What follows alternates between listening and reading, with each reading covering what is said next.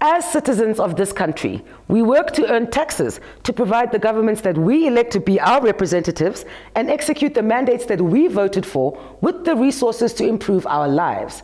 But alas, it seems our African leaders have lost the plot. Africa is in turmoil, and if the effects of climate change, nature turning on us, are not enough of a sign, then surely the fact that the security forces violating the human rights which we purport to hold in such high respect is just a sign of how messed up our world is. Who's fooling who? The Defense Ministry saw a whopping $6,084,115,000 Namibian dollars of our hard-earned taxes allocated towards its operational budget for 2018-2019.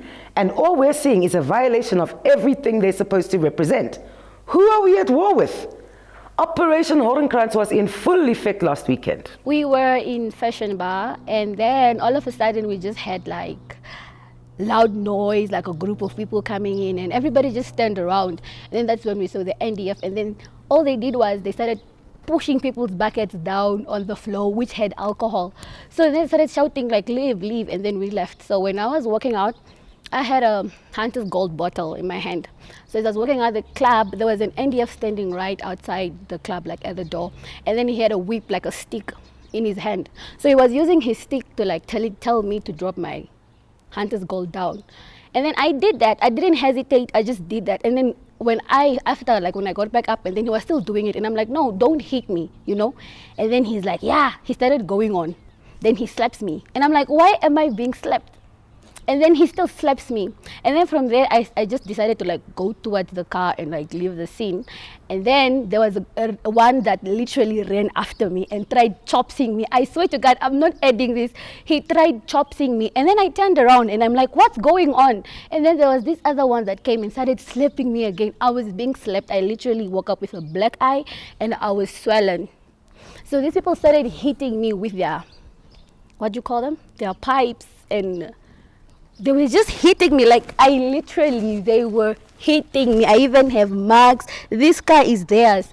So I kept on asking them why I was being hit, and then one of them was like, yeah, name, it's because of your mouth. And I'm like, what is my mouth doing? And I told them like corporal punishment is not allowed in Namibia, and they were not supposed to use force and all that, because the force was not even reasonable force. I wasn't like resisting arrest or anything. I literally told them to arrest me if I was doing anything wrong. I told them handcuff me. I went into their van. They started telling me, no, yeah, I'm smelling, I must go out of their van, what. So I left their van and I stood like, they came like to pull me from that van and tell me to leave that van. So I stood there, and then my friend was taking a video. But then it's like they managed to see the flashlight on his phone. So they got out of the car and they came and they formatted my friend's phone. So like he literally lost everything, and he was so devastated because he had like his grandmother's pictures there. So, and she just recently passed on. So yeah, it was really horrible. We supposed to be living in a society where we are not supposed to be going through these experiences anymore. That was my human dignity was totally violated, like at the most, like at the maximum. I felt so powerless. And they were laughing when I kept on telling them about the law and and what the act says. Like the Police Act does not even give them power to use force unless it's reasonable. They were just laughing, and then all they kept on saying was, "Oh, so you know the law? Oh, so you know the law?" And then one kept and came and slapped me again after I said that.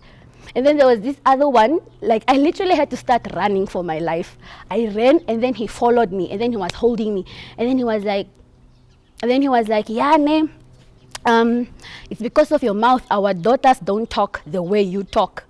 And I'm like, your daughters don't talk the way I talk because it doesn't mean that they don't have anything to say. It's because you guys raise them in a manner where they're not allowed to be heard. Their opinions don't even make sense.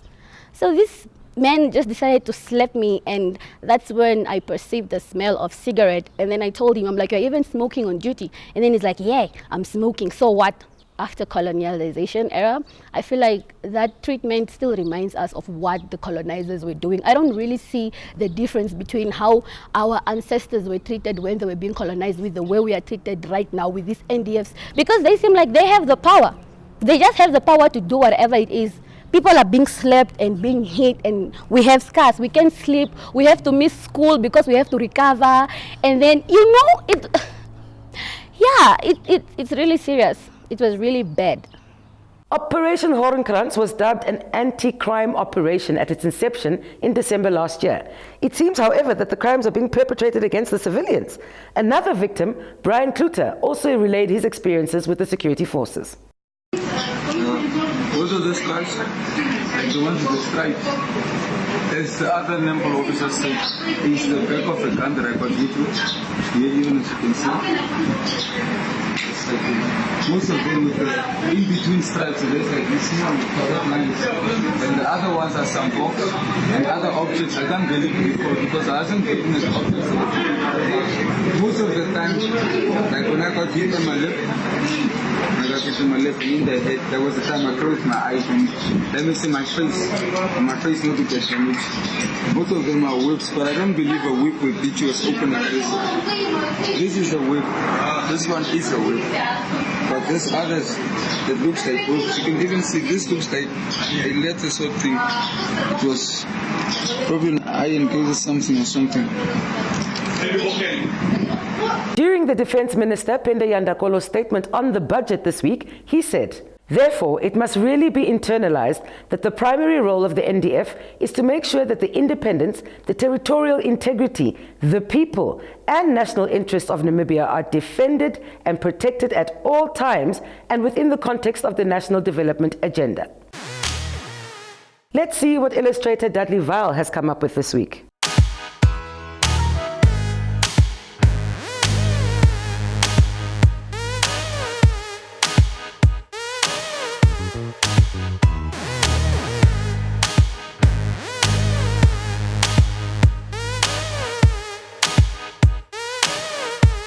The president of the Ganja Users of Namibia and the Rastafarian United Front, Brian Bija Jafta, told me about his experiences with security forces just a few days after they handed over their petition to Parliament calling for the decriminalization of marijuana. I never had an experience like this. Even up to now, if I see a soldier, I'm like, we just hear hard knocks on the door. We wonder what is going on.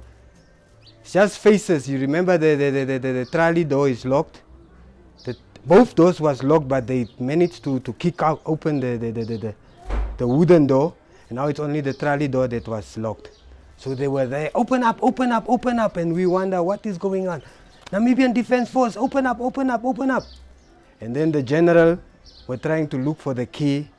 All of us were looking for the key, but we were still terrified. We were running around, we know where the key is, but because things are not normal, we can't really see. They've been there for 2 minutes, open up, and then they managed to get in without the key. So they broke the door, both doors, come in, started to beat us. Why are you not opening? Why? We say we're looking for the key. No, you're lying. Why are you not? Start to beat us and trying to separate us. Who's staying here? They started to beat us with their bare hands, but you can't say who's really beating you because people are just coming in, soldiers are just coming in, and then you are wondering what is going on. Next moment, who is staying here? Whose room is this one? Whose room is this one? And then they take the other brother in the other room. I said, no, the other room is mine. 2 of them escorted me to my room. Take out. I said, take out what? Take out what? Hey man, don't ask us. And then they slapped me. The other one I can remember with his knee hit me in the car ribs. I said, oh brother, what is this? And then I hear the general there in the kitchen somewhere is asking, what is going on? Who is in charge of this operation? I hear him scream after that. And then when I'm with the 2 soldiers in the room, they start to throw my things out of my cupboard. Where's the stuff? I asked, what stuff, brother? And then he slapped me again. I said, who is the president? Because now by that time, Boro, the general maybe tell them, no, that's our president. I said, no, I'm the president. President of what? President of cannabis. Whack. Just because of that, I think that one was especially for that. I get a slap there. After they realized there's nothing in my room, they brought me out. Now I'm here in the kitchen now. Of the other 3 guys, they're asking us now, are you selling here? What was it? What? This is our office. This is the ganja users we've been marching and what. They say no. the other guy said, no, I saw him something throwing there, what? And the other guy started to beat me. Now I realized, no, the more I stand up, the more I get beaten. I must try to sit down. I think that's the mistake I make, because when I started to sit down, one of them, a tall guy, I can remember him very clearly, started to hit me with the backside of the gun on my shoulder. Hey, stand up. I say, brother, how you do this? Why? What is going on, guys? Are we a national threat or? Next thing, there was a police officer, Mama. She's the one that maybe she's felt pity for me or what. She said, no, he's trying to say something. But I know she's trying to buy time for them to stop to beat me. And because it's an officer, I know they know how to handle public, So they started to stop there. And then the general asked them, where is the search warrant, or who is in charge of? Man, don't ask us this. This is a special operation. We can do as we want. We can go into any place, wherever we want to. They start to search the whole place, trying to find stuff there. Eye corner, they find nothing. Come out there, jump up this building here. You see that flat there, brother man? Yeah, it's not even our flat. You see, it's 3 floors. Now the middle one, they jump up there, and then next thing I hear some of them say, here's something. They came down with something there. I don't know what it is. The general of the ganja users of Namibia, Ndungula, also shared his ordeal with the media at a press conference held at their offices, which were also raided by security forces recently. Last week he was arrested here, assaulted himself, myself, here at the office by Namibia Defense Force. In the media I see that some people are reporting that the operation was led by the police. No, that's not the case. No, we 40 soldiers here. What the Namibian police did, I think there were 5 or 7 police officers. They were just looking. The traffic. Namibia police and city police, they were just looking like this. As we're being manhandled, terrorized, assaulted here in our office.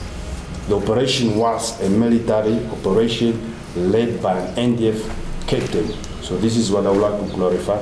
I was punched here, then I fell. So the glasses now, they are now useless. I'm even struggling now to see as I stand here. So I was beaten and kicked. It was war in here, brother. And we even thought that today we are going to be killed. And all in the name of cannabis, we could not understand. I asked Brian Jafta to relate his experiences in jail. I was amongst the hardcore criminals, Mama. There was one guy, I don't know what is his problem. I think he killed his woman. And now people said it's because he was under the influence of marijuana. So this guy is angry with me because I'm the president of marijuana. That was a story on its own.